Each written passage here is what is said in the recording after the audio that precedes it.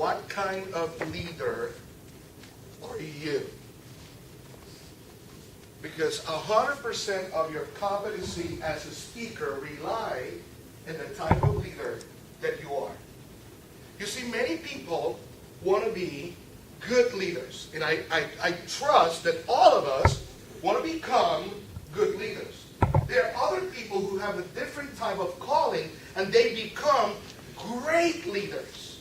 But it doesn't matter if you want to be a good leader or a great leader. There's something higher than that all of us need to have in common in order to become that good or great leader that we think we need to be. And it's to become a competent leader. Because your competency is what is going to give your speech, your communication, whatever idea you need to share with the world, the authority and the right to be listened. There are many people who know how to talk, but because they are not competent, nobody pays attention to them. And there are many people who don't know how to talk, but because they are competent, people pay attention to them. Because thinking that only our words will convince the world of our message, it's a lie. Our walk needs to be in the same place as our talk. For that reason today, my goal is to invite you for a new journey. You came here to this club because you want to become a better speaker, but you will never be a great speaker if you are not a competent communicator. And what are the things that we can acknowledge or point when we see a competent communicator? Well, not competent leader. Number one, competent leaders are those who can see what needs to be done in life. They get into a room, they scan the room, and they know exactly what needs to be done. Competent leaders are those who can make it happen. They don't only see it, they don't only point to it, but they do something about it. They have the skills and they get ready to do it. But even more than that, number three, those who can make things happen when it really counts. Sometimes a leader pushes an organization to become successful. Sometimes a leader makes a family become a great family. And sometimes it's about death and life. And that's why being a competent leader is so important. Because it will sustain, support, and validate your speech, no matter the topic. How will you accomplish this right here in Toastmasters? Well, we have a competent leadership manual. And that goes hand to hand with your competent communication manual. And the idea is that as you grow as a leader, you grow as a speaker. If you look at the back of that manual, you will find 10 tracks.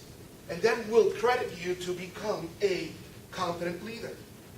And you know, those are the qualities we want to see in every single leader. We want to see people who are willing to listen, to have critical thinking, to give feedback, and all these things.